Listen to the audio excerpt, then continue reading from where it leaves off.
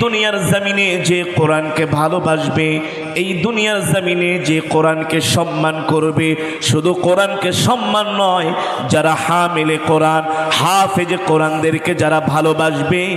আলেমদেরকে যারা ভালোবাসবে, ওলামায়ে কেরামদেরকে যারা ভালোবাসবে, যারা কোরআনের কথা বলে,